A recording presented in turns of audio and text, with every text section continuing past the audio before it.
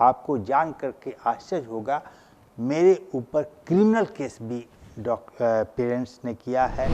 उस समय जिंदा ही नहीं माना जाता था, उसे चूँकि वो बचता ही नहीं था तो उसे मृत माना जाता था।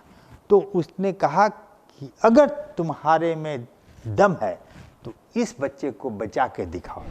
मैं और मेरी पत्नी नृत्य करते हैं जो पूरे बिहार में हम लोग चर्चित हैं। बच्चे बचने लगे तो पूरे बिहार में हल्ला हो गया कि ये क्या, समय से पहले बच्चे 1 किलो 1.5 किलो के बच्चे भी बच सकते हैं।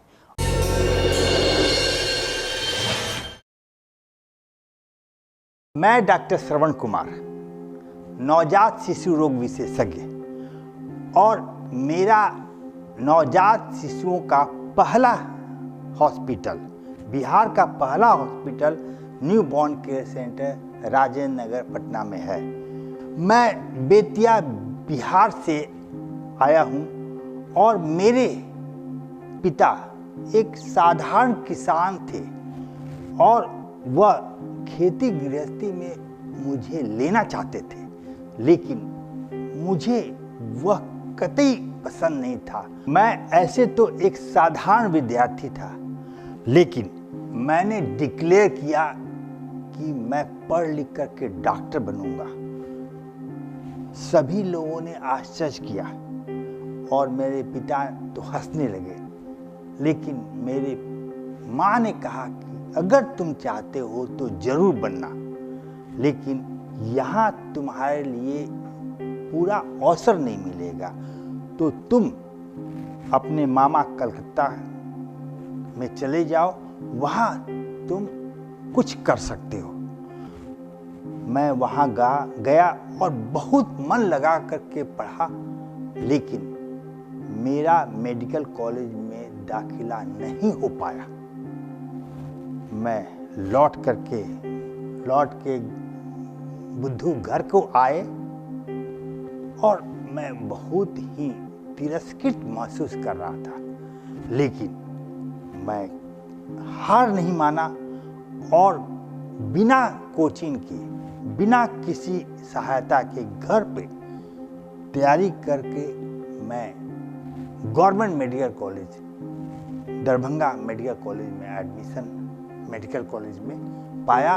और उसके बाद मैंने MBBS करने के बाद मुझे कोई बताया कि सबसे अच्छा नवजात शिशु अभी कोई नहीं छू रहा है, तो नवजात शिशु का उच्च शिक्षा प्राप्त करो।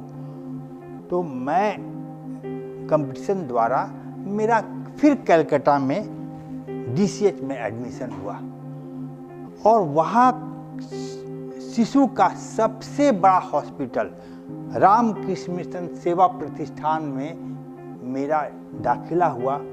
और वहाँ मैंने देखा कि एक अद्भुत, जो बिहार में कभी हम लोग सोच ही नहीं सकते थे, वो नवजात शिशुओं में हो रहा है।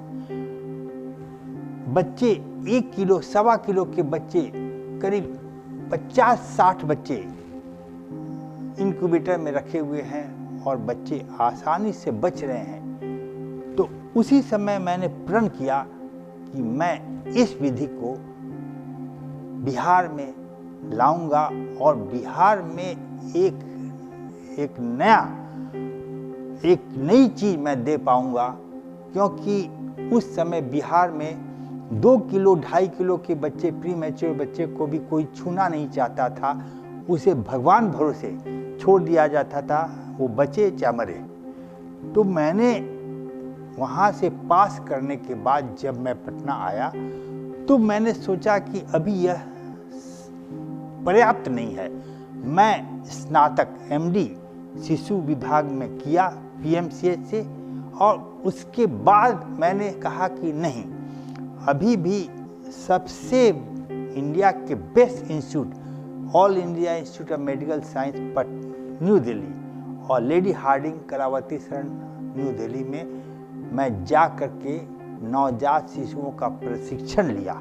और जब वहाँ से मैं आया तब मैंने सोचा कि नहीं, अब मैं कुछ कर सकता हूँ। और उस समय मैंने जब अपने पिताजी के पास पहुँचा और कहा कि पिताजी मैं नियोनेटोलॉजी करना चाहता हूँ, तो पिताजी ने पूछा कि ये नियोनेटोलॉजी क्या होता है। तो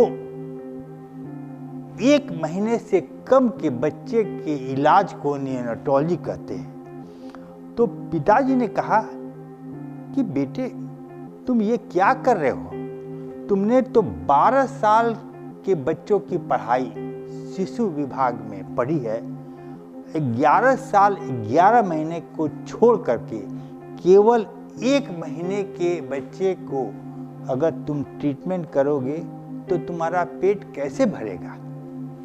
उनके बात में भी दम था, लेकिन मैंने कहा कि नहीं पिताजी, क्योंकि यह व्यवस्था बिहार में नहीं है, नवजात शिशु कोई भी बिहार में नहीं देखता है, तो इसमें पर्याप्त माने अपॉर्चुनिटी है, तो मैं तो करूँगा तो यही करूँगा।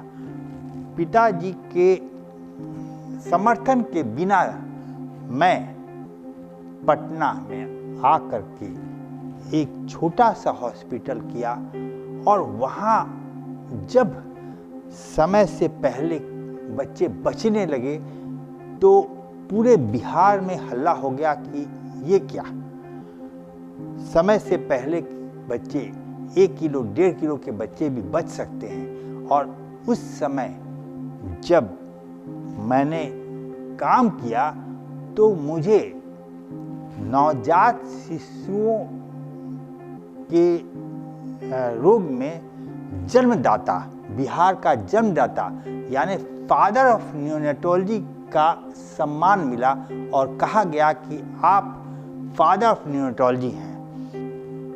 और एक बार क्या हुआ कि डॉक्टर निर्मला सक्सेना ने 2.5 महीना पहले बच्चा जो प्रीमेच्योर हुआ करीब 800 ग्राम का था, यानी 1 किलो के बच्चे को, कम के बच्चे को, 1 किलो से कम के बच्चे को उस समय जिंदा ही नहीं माना जाता था। उसे चूंकि वो बचता ही नहीं था तो उसे मृत माना जाता था। तो उसने कहा कि अगर तुम्हारे में दम है तो इस बच्चे को बचा के दिखाओ। तो मैं उस बच्चे को ले गया और दिन रात मैंने उसे केयर किया, और इसमें मेरी पत्नी नीना मोटानी ने बहुत साथ दिया। और उस समय क्या था कि कोई भी कंपाउंडर और नर्स नवजात शिशुओं के देख रेख में दक्ष नहीं थी। तो मैं उस बच्चे का कंपाउंडर भी था, नर्स भी था, मुझे उसका नैपकिन भी बदलना पड़ता था, मुझे उसे दूध भी पिलाना पड़ता था, मुझे उसके इंट्रावेनस इंजेक्शन भी देना पड़ता था, ऑक्सीजन भी देना पड़ता, सब मैं ही करता था।